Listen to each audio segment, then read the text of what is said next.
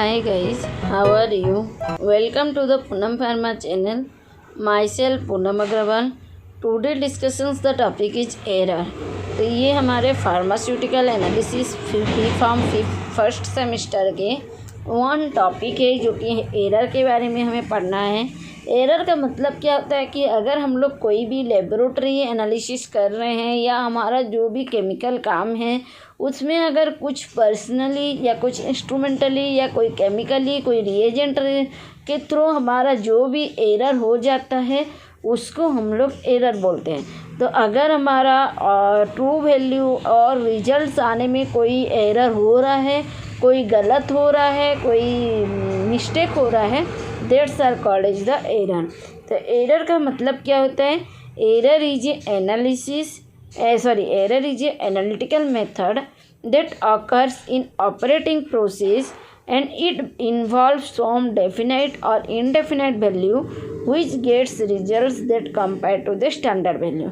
मतलब कि हमारा जो एनालिटिकल मेथड है, कोई भी ऐसा एनालिटिकल मेथड हो जिसमें कि हमारा प्रोसेस को ऑपरेटिंग करने के टाइम पे कुछ डेफिनेट और इनडेफिनेट, मतलब कि कुछ ऐसा एरर आए जिसका कि कुछ लिमिट हो, कुछ अनलिमिटेड एरर हो, उन सभी एरर को रिजल्ट्स गेटिंग करने के टाइम पे कंपेयर किया जाता है स्टैंडर्ड वैल्यू के साथ।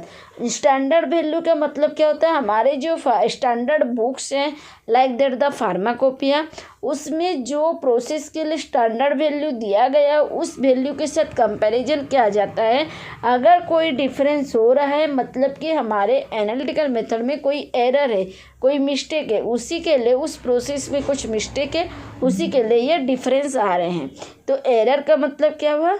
Error is a analytical method that occurs in operating process and it involves some definite or indefinite value which gets results that compare to the standard value। ठीक है, तो error को mainly दो types में classification किया गया है। One is the determinant error, another one is the indeterminate error. Determinant error को हम लोग सिस्टमिक एरर भी बोलते हैं क्योंकि उसमें सिस्टमेटिकली हमारा डिटरमाइंड हो पाता है एरर, और इनडिटर्मिनेट एरर को हम लोग रैंडम एरर भी बोलते हैं। तो हम लोग डिटर्मिनेट्स एरर के बारे में कुछ डिस्कस कर लेते हैं कि determinates error is A types of error is determinable and may be corrected, and this types of error deals with the definite value often after measuring the constituent। तो इसमें क्या होता है? हमारा जो एरर है ये डिटर्मिनेबल हो पाता है, मतलब हम लोग डिटरमाइन कर पाते हैं और उसे करेक्शन भी कर पाते हैं। तो जो एरर हमारा करेक्शन करने में हेल्प हो, जो हमारा डिटरमाइन करने में हेल्प हो, उसे हम लोग डिटर्मिनेट एरर बोलते हैं। और इनका वैल्यू भी डेफिनेट एरर के साथ डील्स होता है after measuring the constituent. It also known as the systemic error because the error is combined to any specific operation। Determinates error जो होता है ये कुछ स्पेसिफिक ऑपरेशंस के लिए कंबाइन किया जाता है, उसीलिए उसे सिस्टमिक एरर बोलते हैं। तो स्पेसिफिक ऑपरेशंस के लिए कौन कौन से ऐसे स्पेसिफिक ऑपरेशन है जिसके लिए हम लोग कंबाइन कर सकते हैं? तो आगे देखते हैं। These are the error that's possess a definite value together with a reasonable assignable causes। However, in the principles these avoidable error may be measured and accounted for conveniently। The most important error belongs to this particular class of। तो इसमें क्या होता है? हमारे जो error हैं ये poses करते हैं definite value together with the reasonable assignable causes। However, the principle is avoidable error। इसका मेन प्रिंसिपल है कि हम लोग एरर को एवॉइड कर सकते हैं।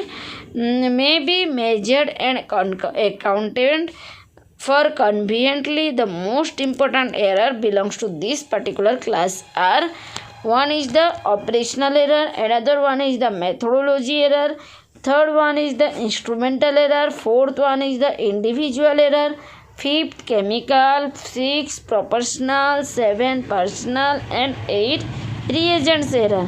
तो तो ऑपरेशनल एरर का मतलब क्या होता है, हम लोग कोई भी एक ऑपरेशंस कर रहे हैं, कोई भी एक प्रोसेस को कैरिड आउट कर रहे हैं, तो उस बीच में अगर हमारा कुछ मिस्टेक हो रहा है, that's are the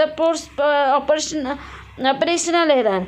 methodology error मतलब हमारा जो स्टैंडर्ड वैल्यू में, स्टैंडर्ड बुक में जो मेथड दिया गया है, हम उस मेथड्स को अप्लाई करने के टाइम पे कुछ मिस्टेक कर रहे हैं, तो that's are the methodology error. Instrumental error, जो हमारा इंस्ट्रूमेंट हम लोग यूज कर रहे हैं एज ए टाइट्रेशन प्रोसेस में, जो हमारे टाइट्रेशन के लिए हम लोग ब्यूरेट पिपेट यूज कर रहे हैं, तो उस ब्यूरेट पिपेट को अगर हम लोग सही से रीच नहीं करेंगे या उनमें कुछ हैंडलेबल के टाइम पे कुछ डिफरेंस है, कोई मेजर कॉम्प्लिकेटेड है, तो उस टाइम पे जो एरर कैरिड आउट होते हैं वो these are the instrumental error. Individual error का मतलब क्या होता है कि हम लोग काम तो कर रहे हैं लेकिन ग्रुपली एक काम कर रहे हैं और एक काम को जो ग्रुप में कर रहे हैं उसे इंडिविजुअल भी करते हैं। तो अगर हमारा कोई ऐसा इंडिविजुअली कोई एरर हो रहे हैं, मतलब कि एक स्पेसिफिक वर्क पे एरर हुए, दूसरी स्पेसिफिक वर्क पे एरर हुए, तो सभी को इंडिविजुअली जब हम एरर को मेजर कर रहे हैं तो that's the individual error. Chemical error, हम लोग जो केमिकल यूज कर रहे हैं एज ए प्रोसेस और ऑपरेशनल प्रोसेस, तो उस केमिकल्स का अगर हम लोग सही से यूज ना करें, उसमें कोई मिस्टेक हो, या हमारा मेथड पे बोला गया है कंसनट्रेटेड सॉल्यूशन, हम लोग लेंगे डाइल्यूटेड सॉल्यूशन, तो ये जो सब एरर होता है उससे हम लोग केमिकल एरर बोलते हैं। प्रोपोर्शनल एरर, पर्सनल एरर क्या होता है, हम लोग के खुद से यदि कोई एरर हो जाता है, एज ए पर्सन्स जो ऑपरेट कर रहा है वो ऑपरेटर से यदि कोई मिस्टेक हो रहा है तो that's the personal error. Reagents, अगर हम लोग जो रिएजेंट्स यूज करते हैं उस रिएजेंट्स में अगर हमें मिथाइल ऑरेंज इंडिकेटर डालने के लिए बोला है, हम लोग डाल देंगे मिथाइल रेड इंडिकेटर, तो that's are the reagents mistake. तो ये जो रिएजेंट्स एरर हो रहे हैं इन सभी को हम लोग बोलते हैं रिएजेंट एरर। तो अभी हम लोग देख लेते हैं थोड़ा डेफिनेशंस के तौर पे। तो मैं तुम्हें बताई पर्सनल एरर। पर्सनल एरर क्या होते हैं, जो exclusive causes due to the personal equations of an analysts and have no bearing whatsoever either on the prescribed procedure or methodology involved। तो क्या हुआ, हमारा जो मेथोडोलॉजी या प्रिस्क्राइब प्रोसीजर है उसमें हम लोग कोई मिस्टेक कर रहे हैं, पर्सनल इक्वेशंस मिस्टेक कर रहे हैं एनालाइट्स के द्वारा, तो वो है हमारा personal error. Instrumental error, they are the invariable causes due to faculty or uncalibrated instruments such as the pH meter, single pen electric balance, UV spectroscopy, potentiometer। तो हमारा क्या हुआ, अगर हम लोग कोई भी इनवेरिएबल कस्ट कर रहे हैं हमारे इस स्टैंडर्ड इंस्ट्रूमेंट सभी का, और या अनकैलिब्रेटेड इंस्ट्रूमेंट ले रहे हैं ये सभी इंस्ट्रूमेंट को, तो वहाँ पे हमारे एरर हो सकते हैं। तो that's types of error is called the instrumental error. Reagents error क्या है, the error that are solely introduced by the feature of the individual reagent. For the instance, impurities inherently present in a reagent's high temperature volatilization of the platinum, unwanted introductions of the foreign substances caused by the actions of a reagents are either porcelain or glass apparatus। तो यहाँ पे क्या हुआ कि अगर हम लोग कोई भी ऐसा प्रोसेस में रिएजेंट्स को इंट्रोड्यूस कर रहे हैं तो वो रिएजेंट्स आइदर इम्प्योरिटीज हो सकते हैं या हाई टेम्परेचर वोलेटाइल हो सकते हैं, या उसे हम लोग फॉरेन सब्सटेंसेस के साथ अनवांटेडली इंट्रोड्यूस कर रहे हैं, तो इन सभी में जो भी एरर डेवलप्ड होंगे that's are called the error reagents error. ठीक है। प्रोपोर्शनल एरर क्या है कि the absolute error of these kinds of error changes with the size of the sample in such a fashion that the relative error remain constant. It is usually incorporated by the material that directly interfere with the analytical process।